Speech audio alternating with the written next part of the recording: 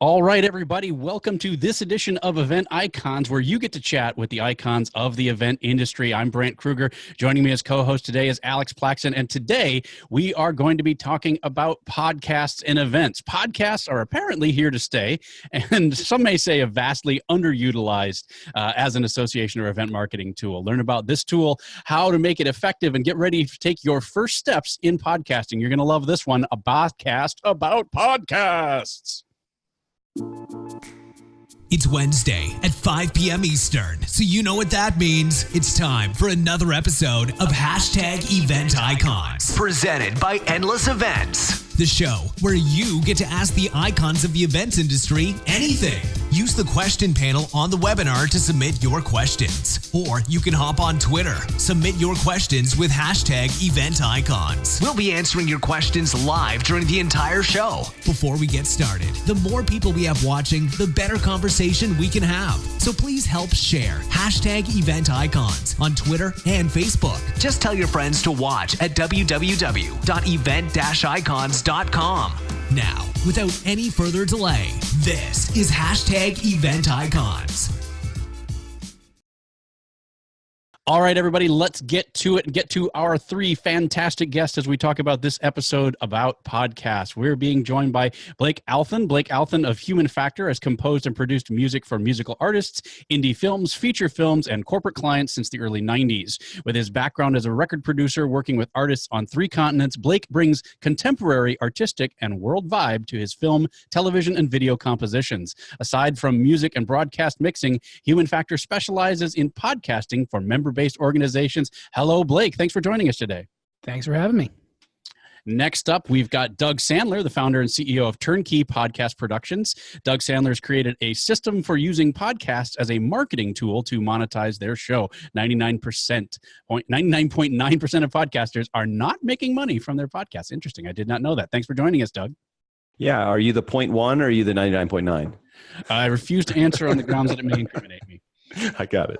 And our third guest is Mike McAllen, an award-winning beekeeper. I stumbled on the joke. I botched the joke completely. Mike is an award-winning beekeeper and executive director of the California Podcast Association, 300-plus members, works with podcasting for associations as a podcast PR works for podcast services for UC Berkeley Graduate School of Journalism. Did I just about blow that completely, Mike? Well, yes, and you made fun of my award-winning beekeeper status, which is terrible. All right.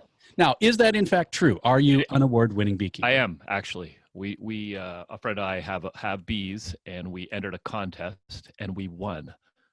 Nice. So nice. We are award-winning. Officially award-winning beekeeper. Yeah, it was the raw honey something or other. I have a trophy, and the trophy actually has a chicken on it, which I thought was interesting.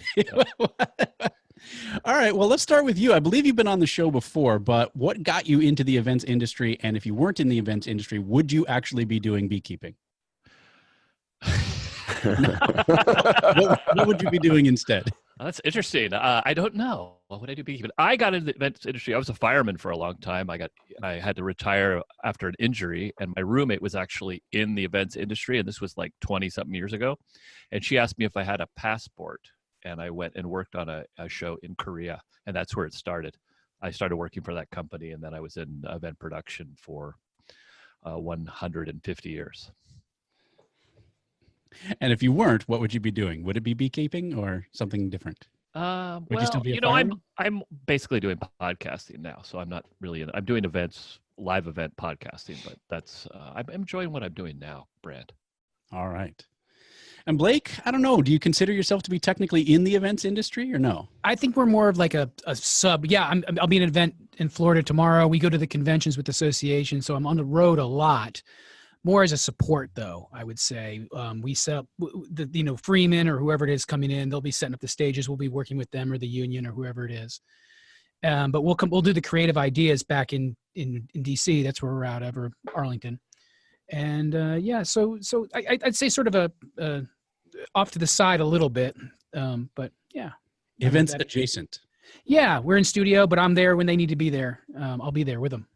All right, and if you weren't doing that, what would you be doing instead? I thought about that, and I think honestly, before I did this is probably what I'd be doing, which is I was doing tech for anything from, we did flight simulators at the company I worked for to high-end conference rooms, work with the military on audio systems, probably because of where my location is.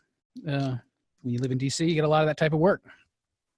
All right, fair enough. And Doug, Hey. same questions. Well, aren't you going to repeat the question in case somebody's just tuning in right now? I mean, Okay, so what would I can tell this is going to be a lot of criticism over the course of this show. If I wasn't in the event, if I am in the events industry, I started actually as a professional speaker in 2013 as a career reinvention, and I found my biggest promotional tool for my speaking business and a book that I had put out was a podcast that I had gone on. So I'm like, hey, let me just create my own podcast. And then we got pretty good at the podcast side of things, and people came to us and started asking us to produce their shows. So we went into the podcast production business, and I look at it and say, yes, I could travel 300 days of the year, but I'd much rather make money from my pajamas here at the house. So this is a much better environment for me. And this way, actually, I don't have to talk to anybody except for my cats. So I'm good.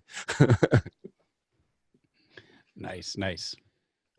And the second question that you asked me was, if I wasn't doing this, what would I be?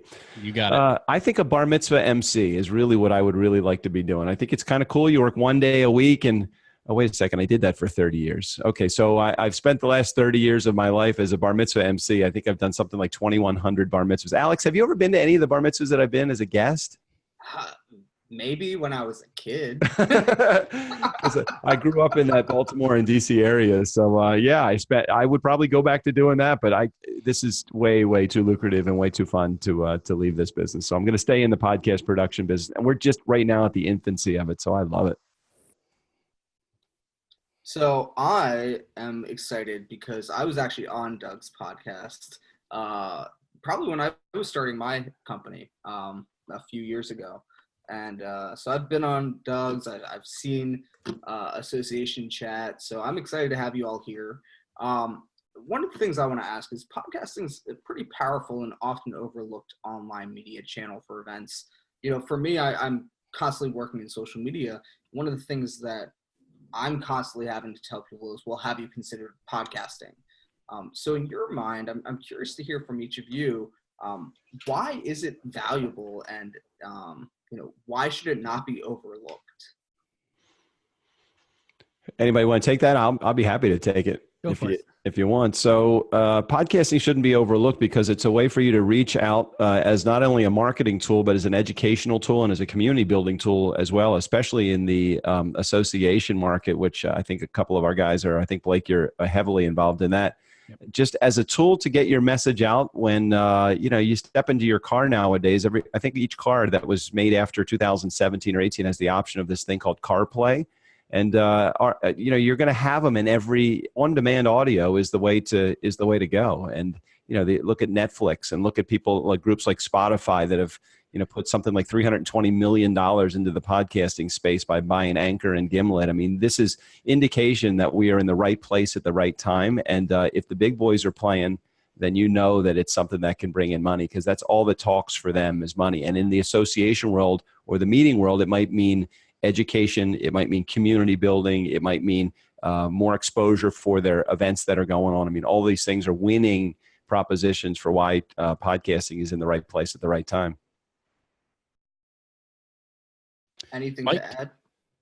No, I think he kind of laid it out pretty perfectly. I think, in my past, I started doing podcasting like in 2007, and I had a production company, and I was just like, that's before you could even download them, jumping through hoops. But we always had clients come in, and then they would say, corporate client, they would say, well, we had to cut half, we don't have enough budget for this, so we had to cut 300 people from this meeting. And it's like, well, then I was kind of pushing them like, why don't you record the sessions and then give it as a podcast to your clients. And there was a lot of kind of pushback at that time, obviously, because it was harder to get them. But I agree with Doug. It seems like nowadays it's everywhere. So you got to get on board. And if they're building community for associations, getting the information out to them, it's a great way that they don't have to sit in front of a screen.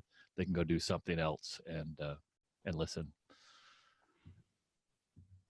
So we've Blake, talked a lot about associations. I'm curious, Blake. Yeah. Pretty much you guys hit it on the nail on the head. Thought leadership, I mean, but you're talking about the live events, right? That's where we're really going.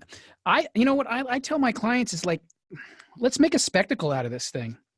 And I can give you an example of one of my clients that did something really neat, because I think we talked about why you do it. Actually, I was going to go into, it's not why you should do it. It's why, like, you better be doing it.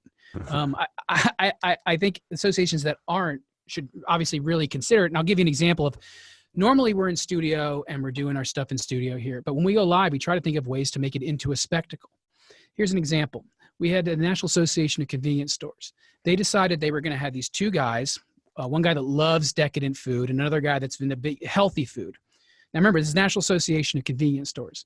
They had this group, and their convention was going to be in Vegas, the whole like Vegas Convention Center.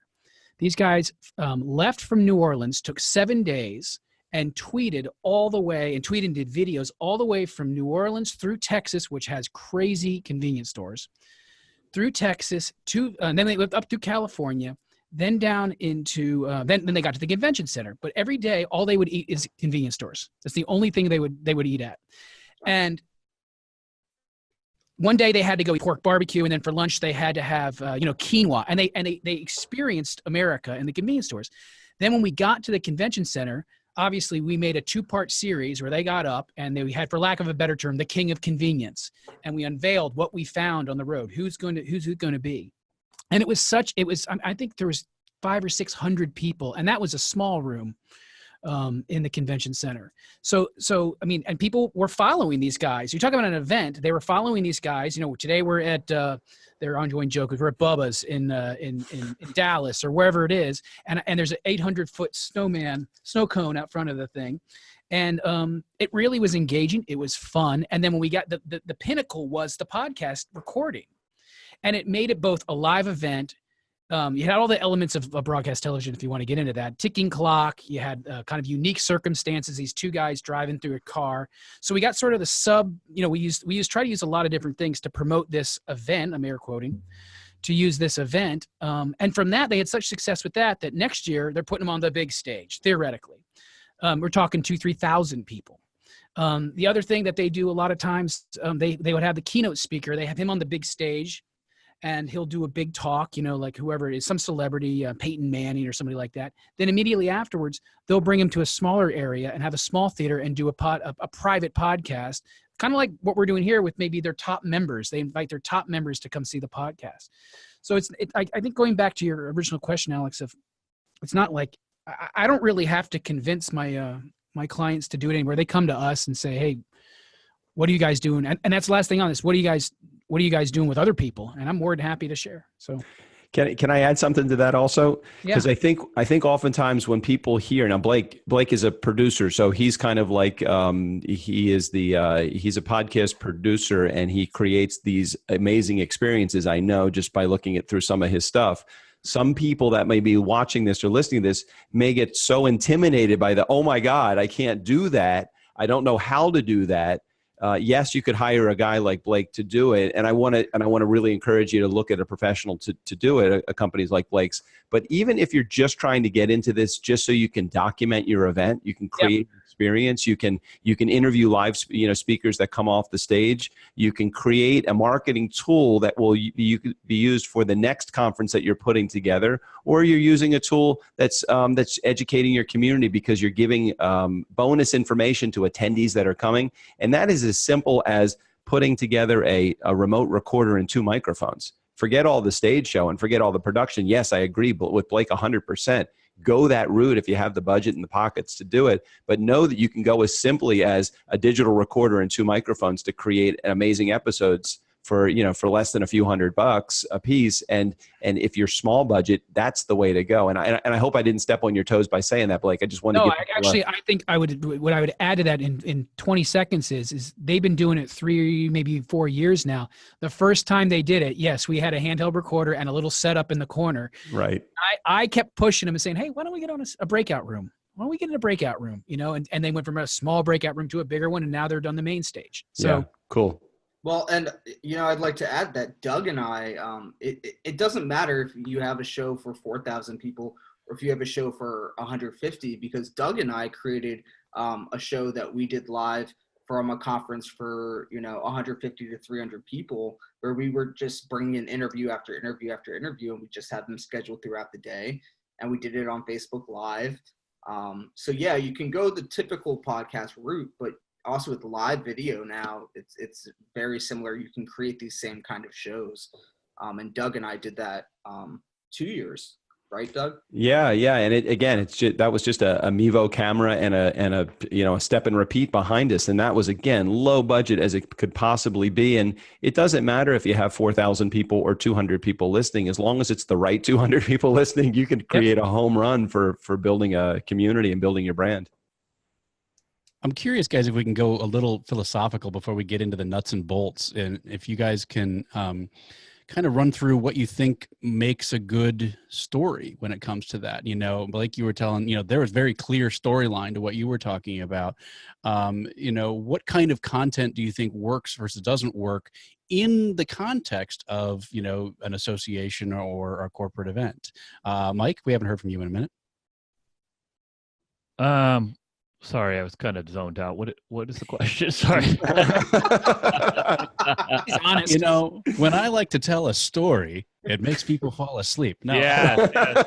I was asking folks, what do you think makes the best content for, and especially when we're talking about associations and things like that. And I know you've got experience with helping associations design their podcasts. Yeah. What kind of content, we've said, okay, it doesn't have to be a high production value thing, but what kind of stuff works in your experience? And the greatest thing about podcasting, one of the great things about podcasting is it's like this open field, and people are doing so many cool things like game shows and things on podcasts. For our clients, it's like I have so many things going through my head about how people are using it different ways, even to make revenue and things, which is another revenue stream, which I don't know if we'll get into that, but it's an interesting way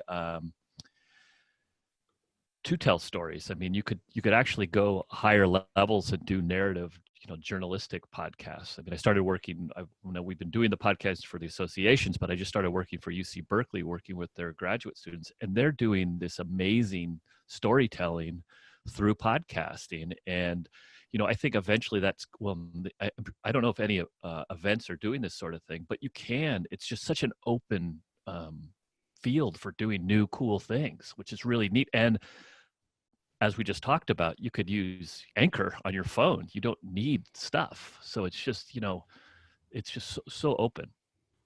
Hey, I'd love to add to that if I could, Ram, for a quick second. I think, from my perspective, I look at it and look back to we're 900 episodes into our show called the Nice Guys on Business podcast. And I look back to what makes an interesting guest. And it's the guest that really stays on task, speaks in sound bites, rather than when I ask a question gives me a 20-minute answer. Because if we have a 30-minute formatted show, they get one question and it's over. So allows the host, understanding that the host that's running the show is probably the reason that the community is tuning in.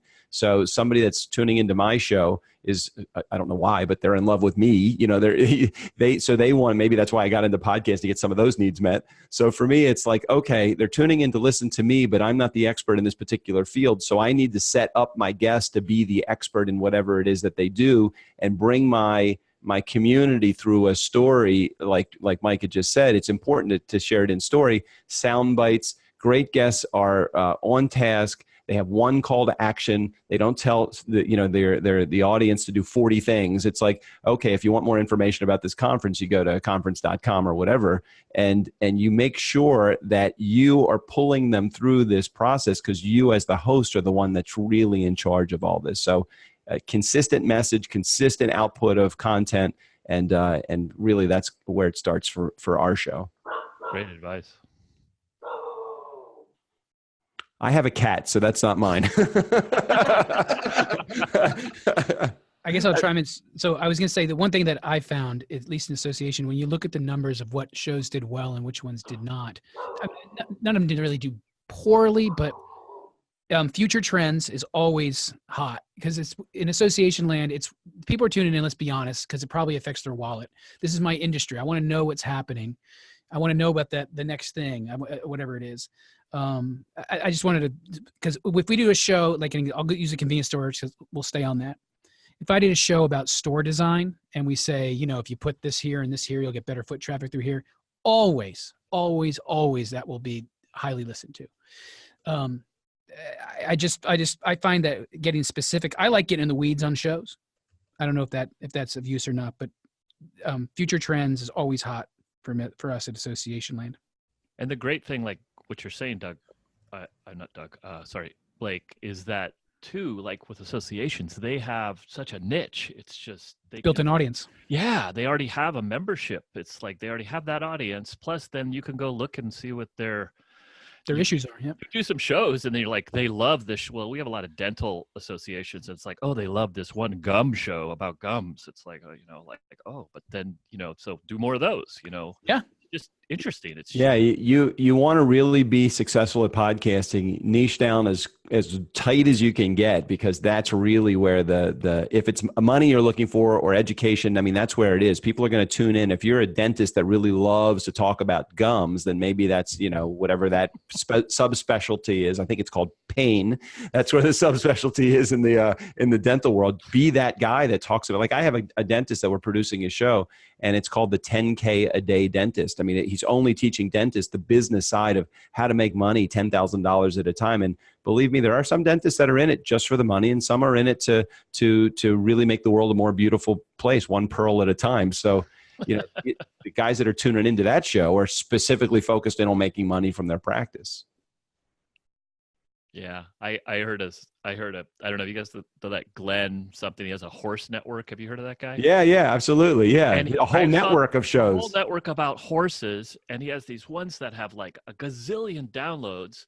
But he has this one show that's about buggies. Like, they draw the buggies by the horse, and he makes, I don't know all of his money, but he makes a lot of money from that show that has this tiny audience. But anything he talks about, they buy. They buy. Right, yeah, exactly. It's like the Oprah of horse stuff. Yeah.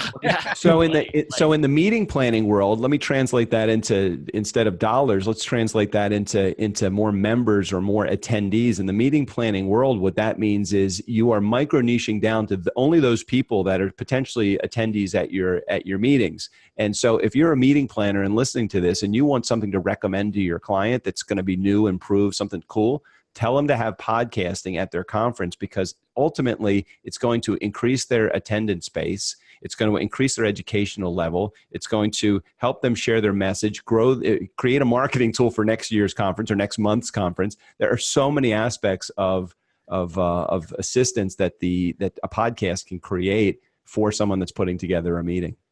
So since we're already on the topic, let's ask this question. What goals and KPIs should a conference keep in mind when creating and executing an event podcast? In other words, what does success look like? And does it matter industry to industry? It sounds like it doesn't. It sounds like it can be anything from horse buggies to convenience stores. But, is there a difference between an association event versus a corporate event in the goals and KPIs? Blake, you want to start? Because I was actually I haven't done very many corporate events, but I can speak to associations. Honestly, the goals don't shift that much from our normal goal, which I'm sure you guys asked the same question in the beginning when you're setting up shows is what is success? And my example always is, I might ask let's keep on convenience stores. So when I sit down to start the show, I might say, hey, if you had 5 listeners, would that be okay? And they'll, of course, go, what? What are you talking about? Well, what if the listeners was the president of 7-Eleven, Wawa, Sheetz, and name 3 other Quick Trip and Come and Go. It's a great. There you go. Would we continue to fund and do this show? And obviously, everyone in the room goes, yes. So we write out the goals. Honestly, I don't see them shifting much, except to say that we do want to, again, make it high profile. We want to, even if people don't come to the podcast, they know that it was happening somewhere. It was going on. And that's honestly, I know not much of a long of an answer, but I'd like to hear Doug on how corporate events might differ from that. Well, the key performance indicators for something like a corporate event might be future attendees. You can have a simple call to action as a part of your podcast where you can say hey, go to the show notes, click on the link if you're liking this and you think this would affect your ability to, or your desire to want to get more information about the event for next year. you can totally tie back. I mean, you have things like downloads. You can tell how long somebody's been listening to or whether they've listened for a short period or a long period of time. You can tell where your downloads are coming from with the analytics. So there are a number of KPI points that I think would be really important for a company to get involved in. And ultimately what it comes down to this, are you stepping into the century, into year 2020, when you start to, if you're not doing podcasting or some sort of live stream, webinar, something, if you're not doing those things, you really are left behind. If you're still handing out paper manuals, non-digitized at your event, I mean, come on! You're not only killing trees, but you're creating an environment that's you're spending much more money than you really need to, and you can't update the information as quickly as you want to. Podcasting. I mean, you can have a podcast contest when you're at an event where you could have people use a specific hashtag, just like you do for Twitter chat. Specific hashtag when you're listening to the podcast. You can do contests. You can gamify your entire event just by having the podcast be that tool that drives everybody through the entire event. There's so many different ways to do it that would be totally cool and not cost you a lot of money to do either.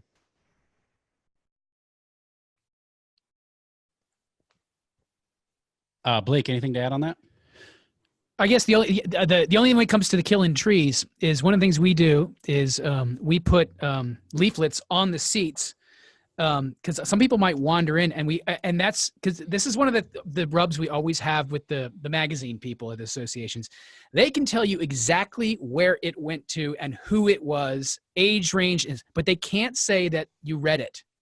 We're in the exact opposite side here, where we know 5,000 people downloaded it or streamed it, but we don't know who the heck they are. We think we do, but and so I was going to add to that is this is one opportunity when I'm at a live event to actually say, have you heard the show? Did you have a favorite episode? Here's a piece of paper. Don't tell me. Just drop it in on the way out. But it might be 3 questions. It's like, do you listen to podcasts? Have you listened to the show's called Convenience Matters? Have you listened to Convenience Matters? And what would you like us to talk about in the future? And maybe then, who are you? Are you an owner operator? Are you a supplier? Just something very simple, easy questions into a little box in the back. And now we've got, if I'm going to air quote again, data. We got 300 people that just participated, and now I know I can show it to advertising, or I just know. So it always kind of blows my mind the amount of money that folks are willing to spend on print advertisements and things like that with little to no information about what you're actually getting out of it. Yeah. And yeah, sure, we don't know everything when it comes to podcast downloads and stuff, but we know a lot, and we know a lot more than a lot of folks in a lot of places. And so it's still funny that these funnels of money are so inverted for what you know and what you get out of it versus not. I agree. Oh, sorry. Go ahead, Mike. No, I was just going to say it's funny because we all do have our little pamphlet in our hand because everybody has a phone now. So it's like it's like you don't need to carry that thing around because that was exactly the point I was going to make. Also, is that we have a phone in our hand, and oftentimes events. And Alex, you could probably attest to this. I mean, many events have their own app now, and you don't have to make a podcast live. You can, for the entire world to see, you can make a private podcast through a hosting company and just provide that link just to your attendees at the conference and really make it a piece of bonus content. If you're attending the conference, you get this. And for $297, you can sell it to an attendee as a material so that they get not only the live stream event, but they also get the bonus content through the podcast as well. So there are other things that you can do. One other real quick point. I mean, most meetings, if they're larger style meetings like conferences, they have trade show floors. Isn't that one of the things that they have? And if you have a trade show floor, that means you have people that are willing to pay money to be at that conference to pitch what they're doing. I always look at things from a business perspective. Why not get one of those people to sponsor your podcast or underwrite the entire cost of your podcast? So if you want to take a Blake approach to it and maybe have a slightly higher end and it costs thousands of dollars to produce, why not have a sponsor do that just by making a mention on your show? And if it's a lower end event, you can actually use it as a revenue generator. It's not just that. We'll have not just that. We'll have reps there in jackets. We will, in the beginning, before we even start, say, hey, everyone in the room, we just want to thank XYZ sponsor. And they're going to be at the party tonight or whatever it is. They're putting this on. They're helping pay for this. And, of course, their sign is up behind the stage, and they have what do they call those? Pop-up banners as you're going in and out. Yeah, the step and repeat guys. Yeah. So we have all that. And again, and then obviously sometimes they'll come on the show, Yeah. What a great way to promote what they do is give them a 15-minute segment on the show or give them a 2-minute commercial. But there's a way to generate revenue before you're even in the door with putting a podcast together. And you don't even have to commit to a podcast until you have a sponsor. It's one of those things that not that you want to create a big production last minute, but you can do a lower end production based upon potential revenue that you can generate by seeing if you can get a sponsor to put money behind doing a podcast. And we're talking hundreds of dollars, not tens of thousands of dollars to produce this. And if you want concept to launch type of stuff, it'll be a little bit more, but there you can DIY it if you wanted to. We'll do it in their booth. Yeah. I mean, we've done it in the booth. That's basically, I have one going on right now up in Montreal, and they have, they're using a booth, just put some like bean bags out in front of it. And that's how it starts the first year as a sponsorship opportunity. Then they sit down but they have a free gift. They have signage. You go in, you watch.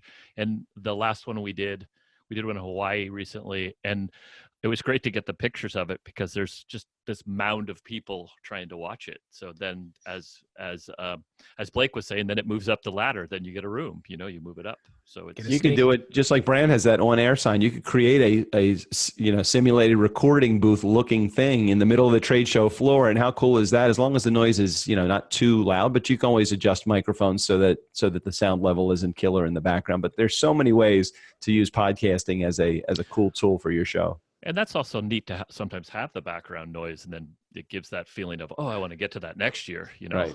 Hey guys, I have a quick question for you guys that have done it, that have broadcast live in an event. Have you ever had bandwidth issues? Because I know when you're in a convention center with 10,000 people, that makes me a little nervous. Well, from my side, everything is recorded. I'm not live streaming it at that particular event. Yeah. So for me, it's a digital recorder and never have bandwidth issues. But yes, I think Alex, we did live stream for the video. I don't think we had any issues, but I can imagine there could potentially be an issue especially if you're doing video.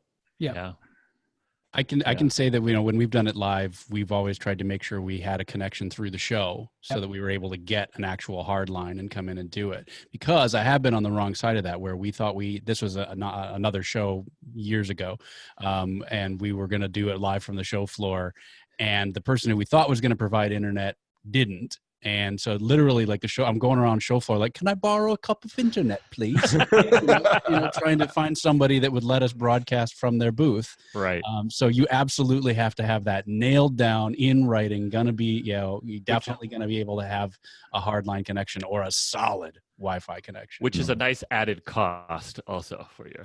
Yeah, that's why I always go for let's do a simulated live show that's recorded, and let's just do it then and there, and you can still have the same, especially if you have it on a trade show floor, you can still have live questions that are asked. You can still do everything with the exception of running it live. And if you have a really good producer behind the scenes, 5 minutes after you've completed, you can upload it. If you do the show right and host it right, it can be edited, posted, in less than an hour after, sometimes just several minutes after you've recorded it. So I have a question, because a lot of this content, when I talk to people about doing podcasts for events, all I hear is, well, it seems like the content isn't for the people who are actually at the event, because who's going to sit there and listen to a podcast while they're at the event? And so I've got a couple content ideas that I've really liked that I've seen done before, and then I'm curious to hear kind of some ideas from each of you. And the first one is, if you've ever been at a conference where they slip under like the show daily outside your hotel door, and it's this like magazine that they print. Sure. Doing that as a podcast and sending it out, pushing it through the app or pushing it through email to your attendees that morning, when people are getting ready, they can listen while they're getting ready. So it's really nice to even have like some speakers who are speaking that day, kind of, summarize what their session's going to be about or what their keynote's going to be about, highlighting what you shouldn't miss on the show floor, things like that. So I really like seeing that, because that is something that in the morning attendees will listen to while they're getting ready. So that's one. And then if you have a know before you go, just taking that content and chopping it up and releasing it as a roadmap to the conference the week beforehand, and releasing an episode each day about what not to miss and what's new this year at the show, what are the social media handles, the hashtags, things like that, and really doing a road to the show, because that, again, is content for the attendees. So those are two examples that I've seen done really well. So I'm curious from each of you, what content for attendees have you seen or done? I saw Kiki Italian do a thing. I was at ASAE a few years ago, and she did this great morning thing like that, but it was a morning stream on Facebook, and it was so helpful. Like, it was just like, because I turn it on, I'd watch her do it. Like, it was just really cool, you know. That was something that I thought that really helped me that day. It was like, you could look forward to this going on that day. Why did you laugh so hard? Because there was a podcast called The Morning Stream. Oh, was there? Was that it? Was that I don't think so. I don't think so. No, that's a whole different show. Yeah, it was. I'm pretty sure it was a comedy podcast. The morning stream. Yeah. You know, those are great. Yeah, yes. Got to get up pretty early in the morning. Those are some great ideas, Alex. Guys, Doug, I think you said earlier something that also got my mind working here. About making some of the content private. I'm curious to know if you have, or if you have, and if not, do you think it would work? As part of, we said one of the goals that could be coming out of this is to increase membership. And so, a lot of times at these shows, you've got discount rates for members versus non-members, those kinds of things. Is that the kind of thing that you can use as kind of a carrot for membership to say, okay, here's the podcast for the regular folk, and then here's the bonus content, like that secret interview like you were talking about, where you whisk them off stage and do the secret interview for members only? Definitely, and you can do that through many of the hosting sources have subscription versions of the show. I think Libsyn is one of them, and I think Blueberry is another that have subscription, so that you can release an episode and have bonus content episode that's behind a wall, and that wall might be as simple as just username and password. There's just so many ways that you can actually, make money from this, or increase, in your particular case, you're talking about the association market, increase your membership. Part of it is the educational content that a podcast is going to create. Just creating the education is key, and you're going to get a lot of that at the conferences that you're putting together from the speakers that are there. I just had I got off the phone about an hour ago with someone that's doing a conference in Rio, and they're asking about what can we do to create content that's at this conference, so that when we come home, because they're worried about technology and, well, how are my speakers going to learn how to use this technology and stuff. So they wanted to create the content there at the conference.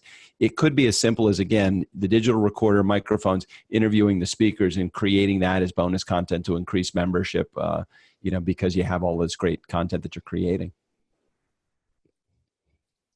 Alex, could you you said you mentioned, I'm scribbling quick here. You mentioned the objections that people have when you pitch the idea. Yeah. Can you say those again?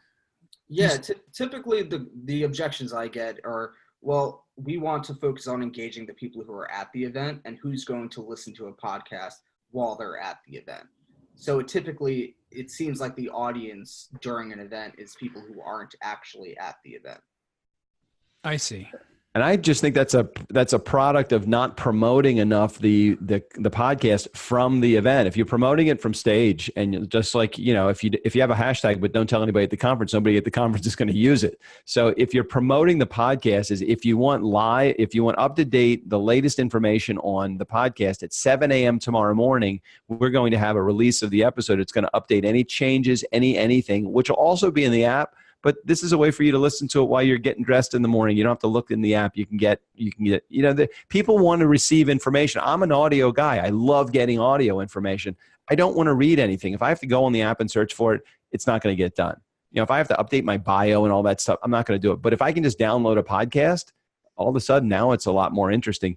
And the other thing that it does is it gets people out, if it's a public podcast, it gets people outside of just attending the conference to be included. So I wouldn't necessarily just focus on the people that are at the conference. Use it because they're only thinking about it as a way to educate or give information to people that are at the conference.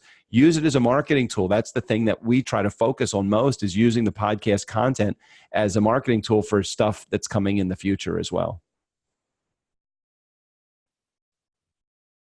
just kind of breezing through some of the questions that are popping up as people are chatting and things like that. So we got a lot of things to get to cover in a short amount of time. We touched on a little bit. You guys have mentioned a couple of times that it doesn't cost very much money to get into. Can we expand a little bit on that as far as kind of basic podcasting rig, what you think would include? Like we talked about a digital recorder, but just expand on it for just a minute, kind of the basic level set, and then maybe expanding on a little bit more what you think then are the most important next steps up. So as you do want to increase that quality, where do you start and where do you go from there? Blake, you've got the most gear, I think, of all of us. Most what? You've got the most gear of all of us, right. I think. Maybe. So actually we have I'll answer that in what I've seen. If they're coming to us, that means probably they don't want to do some of the DIY stuff. So I will maybe let Doug address that when we get to that. So when they come to us, the bare minimum rig that they usually will have, if they're going to do the recording, is we don't need to go into gear, but a little Zoom recorder and maybe 2 microphones, for lack of a better term. I like Shure SM7s, but put 2 of those on, and they'll record on a Zoom. We actually have a proprietary system that we use where it's part of Process Street, but we've customized it to where we set up a website. They push a few buttons. The audio comes to us. We can add the music. We can get it to the loudness level. If they're doing any kind of stitching, which maybe we'll talk about that later, we can add the stitches in. And then we send it back to them. They approve it. When they want it to go up, okay, done. And we can batch do that. And then the next level is obviously people coming to a studio. I'd say about half our clients do that. So yes, 2, 3, 4 microphones, a small Zoom recorder, and a Dropbox account is usually and preferably a quiet room, which is a lot to ask in some organizations. but when we get to the part where you ask me about my cool thing that we found, I'll go into a really cool thing I found for noise reduction. So Doug, I think we were talking before we went on about you set people up. Yeah. I think what's interesting about it is most people, when they get into the podcasting space or they're thinking about going into it, they keep thinking, as consumers, they think, oh my gosh, I don't understand the technology, gear. And I don't know about how do I even do a recording? Yes, that's essential stuff, but it really is. There's a few phases of podcasting. One is the concept to launch phase, where you actually take the goals that you have for podcasting and you put them into a podcast. So you go from building a template for the show, which includes your cover art, your open and your close, your voiceover, your show notes template. You're establishing the relationship with iTunes and a hosting company. So you're creating, you're giving them royalty-free music. So step 1 is just going from concept to launch. And that's where most people, they don't even think about that. They're like, I don't have a freaking clue how to do that. The next phase, the production phase, is where they really are when you're taking the recording and we're inserting it into the template that we created in phase 1. And phase 3, after you go through concept to launch and then into production, phase 3 is actually understanding what the hell you have your hands on now. Because most people, we've, again, 900 episodes into the show. It took us really 400 episodes before we understood really what we had our hands on. And we're like, if we didn't learn it for 400 episodes, and we're business guys, people that are clueless about technology or anything, they're not even going to know what to do forever.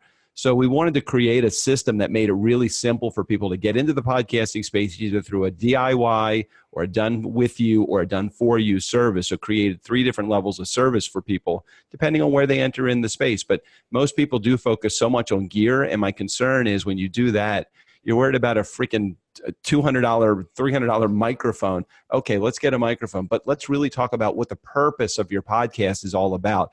If it's to make money, if it's to build community, or if it's to spread or share influence, we've got to focus on one of those 3 before we even get into, okay, let's go concept to launch. I know that was a long-winded answer, and I apologize. It was just the reality of, I get so frustrated when people call me, I'm like, what kind of microphone do I buy? I'm like, dude, what are your goals for podcasting? Where do we even start? Hey, there's a kid here. It's my assistant. Yes. Sorry about that. That's not good for people to listen, but that's perfect. That reminds me of that YouTube video where the lady was on camera. Hey, you got another kid here. Yeah. Sorry about that. Yeah, but you're so right, Doug. I mean, I had the same thing with everybody I talked to. It's like, don't worry about the equipment. It's just talk about what you're, purpose, the strategy of what you're trying to do here. Just, yeah, you're so right. I mean, and I am not a gear person at all. I mean, I buy it and put it in the rack over here and I don't ever touch it ever. But, I think it's just really talking about what you want to do with your show. What's the passion? point? What's the point of your show? So many people are focused on gear, and I'm like, well, what's the point of your show, and what's your goal? What do you want to achieve from it? Do you want to get members? Are you trying to increase attendance? Do you want to make money? Do you want to sell advertising? What do you want to do? And then map that out. Like I tell them now, just talk about a season. Do a season. What are you going to do for the season? And then just get that down before you do anything. That's the hardest part. The gear will. I'll tell you just real quick, we just did a concept to launch a 2-day intensive. We had 12 clients in a room, and you want to know what the biggest challenge was? It was just what the name of their freaking podcast was going to be. That literally was we spent almost half of our 2 days just worrying about the name. And I'm like, guys, let's move on beyond the name. Let's talk about what your show is going to actually involve. Will and I spent hours trying to come up with the name for our second podcast, which is the Event Tech Podcast. And we kept going back to that name because we wanted it to be about event tech and we wanted it to be a podcast. And so, but that name had been used by somebody else. Yeah. And so literally we went hours and hours trying to come up with a new name. And then I was like, I could just reach out to the guy and see if he'll let us use it. Did he? And he was like, yeah, sure, go ahead. And gave us turned over the feed. And so we and he did that for a long time. Show. Yeah. Yeah. Yeah, that's cool. And thanks. Yeah, shout out to John Federico for being a very cool That's dude. cool. Yeah, we have a new sales podcast. It's going to be called Hookers and Blow. It's how to hook your customers and blow up your pipeline. We just thought it was a real catchy title. iTunes might take it down. Yeah. No, I don't think they will. There's no bad words in there. Hookers and Blow. Okay. Why not? That's funny. That's really funny. So it sounds like we're talking a bit about, how to start a podcast. So I'm curious, if you had a couple pieces of advice for an event professional who's looking to start a podcast for, his or her next conference or trade show, what would that be? How do you get started? I know I'm a podcasting hammer, so everything looks like a podcasting nail to me. You're a meeting planner. What I would tell you is do not try to be a podcast producer. The first thing I would tell you is hire a professional, just like they're hiring you to manage their event and run their event. Hire a podcast producer that understands what the entire process is all about. Yes, you can do it DIY. You can Google starting a podcast, and you can spend the next 6 years building a podcast that will fail. And you've established some goals, hire a producer to do it. And I think I want to get back to really quickly the cost of these things, because I think you had asked that question, Brent. Kind of dodge it. I don't know if anybody answered it. I'm happy to answer it for you. I think you could probably do a DIY program with a great system for about $1,500, and that includes equipment. You could do a done with you service for probably somewhere in the $3,000 to $4,000 range, where they're providing equipment and actually walking you through, hand carrying you through the process. And you can have a podcasting coach and deal with a lot of strategy and goal setting for somewhere between probably $7,000 and $10,000. And I think that price on any of those three is extremely reasonable, knowing how many hours of time goes into actually putting a podcast together. To create it from DIY to full service. And again, I hope I didn't offend anybody by sharing prices, but that's just, that's where we are for the 3 levels of service that we have. And we think it's pretty competitive with what's out there in the world. All right. So I was going to chime in. I agree with everything Doug said, because it's in all our best interest, obviously. But if you're not going to do that, you ask for a piece of advice. And I think for me, Alex, it's a marathon, not a sprint, is the one thing. If you have just no money and you're going to go on the Libsyn and get your own account and try it, I've seen it, your first show is going to be a lot different than your last show, and you're going to grow. So, or your middle show or whatever. So it's a marathon, not a sprint. Mm-hmm. Yeah. Agreed. Good point. Yeah. Mike, any last pieces of advice for someone looking to get started? No, I think you just jump into it, because, when I first started the Meetings podcast, I did that for 10 years weekly. And we started out on a conference call line, and had an MP3 and put it out. I mean, and people liked it, back then. That's way back then. But, it is just do it. Don't stop talking about it and do it. Yeah. Because there's so many people that buy all this gear and stuff. And like, I just saw a guy last night. I went to a dinner with a bunch of podcasters, and he had been at one of our meetings, and he had all these questions about gear. And it was like a year ago. And I was all, hey, did you get all that gear? He goes, yeah, I got this. And I'm all, how's the podcast going? He goes, oh, I haven't done it yet. I'm not. It's like, dude, what do you, anyway. But Mike, what gear are this? I mean, like, it's a mic and a recorder. What else is there? They probably bought a mixing board and he bought all kinds of stuff. He bought all kinds of stuff. Like he spent some serious money on it. Because I do music too, and I know these gear guys are getting the preamps and compressors and stuff, but it's a podcast. Yeah. And I will tell you, I think I'm glad you said that, Mike, because in this day and age with anything digital, it's just do it, because people are so concerned with the perfection of it that it overwhelms them, and they just don't get started and they don't do it. And everybody hates their first podcast. Right? Everyone hates it. One of the top podcasts right now is this woman, Nicole Walters, who's a friend and mentor of mine. She started it. She launched 3 episodes. She almost deleted the first 3 episodes because she's like, I hate them. They're awful. But she has an $80 mic, and she sits in her closet and records stories about how she does business and her life. And she's one of the top 10 podcasts right now. And she's blown up because she just did it. She was tired of, she's like, I'm not looking for perfection. She literally sits on the floor of her closet with a mic and records podcasts, and they're blowing up. And she had a built-in audience. She had, a big audience, but I don't think even she expected it to blow up the way that it has. But it's just a testament to you don't need to be perfect to get started. Just do it. I have a friend who has one who's in my group, and it's called Sleep With Me. Have you ever heard of it? Mm-mm. So he has 5,000 Patreons. Wow. And he puts you to sleep. He has a boring podcast, and he has a Patreon account. But anyway, he did it too, and he works out of his closet. It's just him. And he gets $1 to $20 a month from all those people. So you can imagine. And he just puts people to sleep. He writes boring stories and reads them in his closet. I mean, maybe he's a sleep pathologist. Maybe that's what he actually does. It's amazing. Yeah, he's just a normal dude. And it's just, if you have problems sleeping, check out Sleep With Me. Really, it's just anyway, just same thing. Just it's blown up. He said everything. Yeah, stop trying to be perfect. No, in fact, authenticity is valued right now. I think we can all agree. People like authenticity. They like to see how the sausage is made. It's the new thing.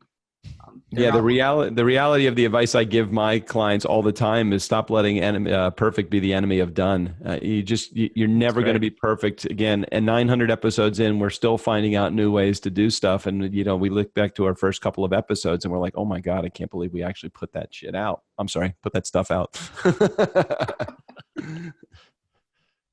Two demerits.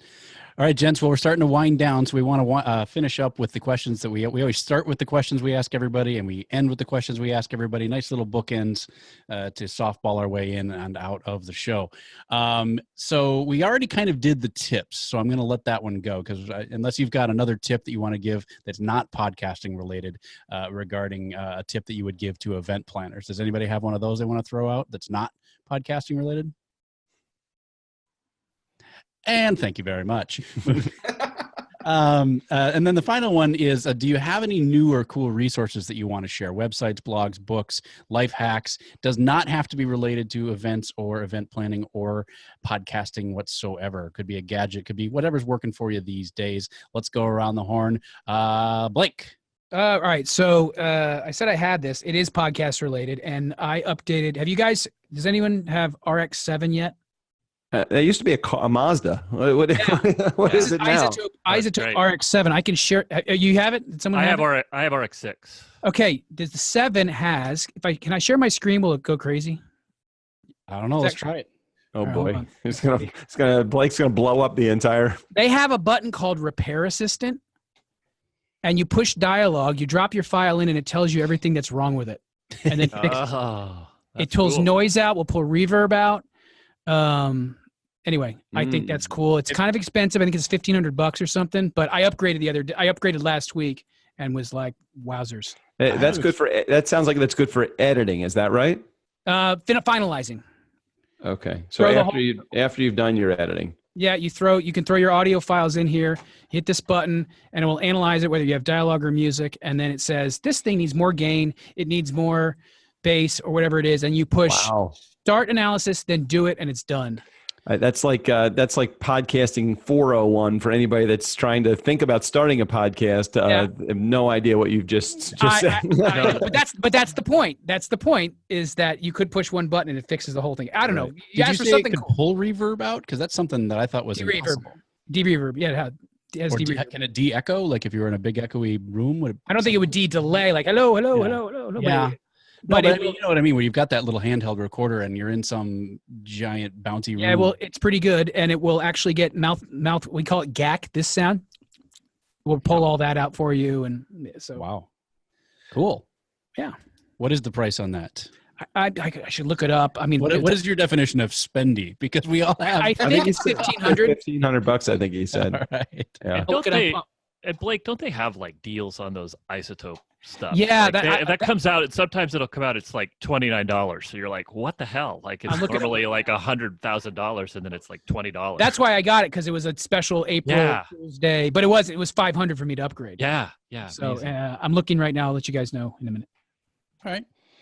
I got a good one. I got a good one if you want. I recently, I've had Gmail forever. I don't know if any of meeting planners have Gmail, but those that are in the meeting planning world and you have it all involved, if it's your own business and you sell, there is a real cool relationship that HubSpot now has with Gmail, and that it's integrated into your Gmail. So anything that you do in Gmail is automatically seen by the HubSpot app.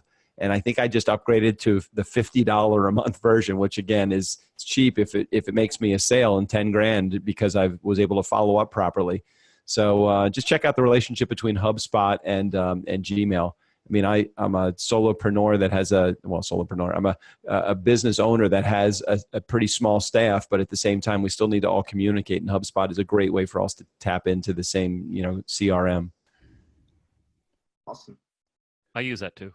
Yeah, it's cool. I really love it. Yeah. Mike, what's your one? Well, I was going to say a podcasting one too is like Aphonic. Have you guys used Aphonic? It's like really, really great. It's free, and you can it'll clean up your audio. Like people sometimes send me stuff and I'll just drop it in there and send it right back. They'll be like, "Oh, you're amazing." Well, I just dropped it in there. If you have check it out if you have you want to clean up something and you're not an audio editor. And you don't want to spend $7.99 on sale on Isotope. There it is. But the Isotope stuff is amazing, amazing. Yeah. And it's a regular $1,200. Yeah, but if you're Brent Kruger, you'd use Aphonic, I think. How do you spell that? Ephonic? Like AUPH. Yeah. I didn't mean to. Those in the notes. We'll put links to those in the show notes and things like that on the Endless blog. Yeah. So as we're wrapping up, me and Brent want to thank our guests and ask each of you, where's a good place to get a hold of you, follow you on the internet. We'll start with Mike. I'm working mostly at, you can get a hold of me at Podcasting for Associations with the number 4. And that's basically right now. We're working on a couple of podcasts, but nothing that I can share right now. I mean, stuff that I'm doing, not our client stuff. So awesome. We'll stay tuned. You could do a podcast about meetings, and you could call it the Meetings Podcast. No more. I'm done with that. Is it safe to pull that from my feed at this point? Hey, do you have it in there? I thought about just sending one down. It's been 2 years, and I still keep it. I still pay Libsyn $5 a month or whatever it is. Just stupid. But anyway, you should. I was going to send something down. Hey, send me a note, and then I'll send you a Starbucks card or something just to see. Anyway, sorry, I don't mean to take over this ending.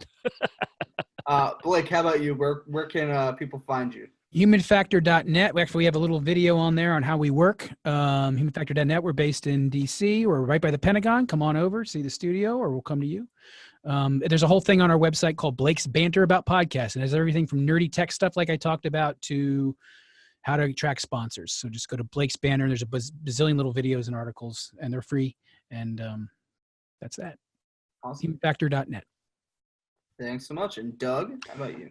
So I founded a company a few years ago called TurnKey Podcast. So we're just at turnkeypodcast.com. If you want a turnkey solution to creating podcasting, we either build influence, build community, or make money, we can help you do one of those three things. If you're a fan of podcasting or you're a listener of podcasts, tune us into the Nice Guys on Business podcast. Don't have any small children in the car when you listen to our episodes, though. I forewarn you, we carry proudly the explicit badge on every one of our 900 episodes. Awesome. Well, thank you all for being on our podcast about podcasts. For those watching at home or listening to the replay, we record live each Wednesday at 5 p.m. Eastern at www.event-icons.com. You can check us out live or watch the replays there. The replays are available the following Tuesday on all your favorite podcast apps. But the best place to watch is live at event-icons.com. There you can see the show notes, links to all the resources shared, and join the chat right there on the page. And we want to know what you think. Tell us who we should have on the show, what topics you want addressed, and you can contact us there as well. And I think that's it for today. Again, thank you to our hosts, and have a good evening, everybody watching from home.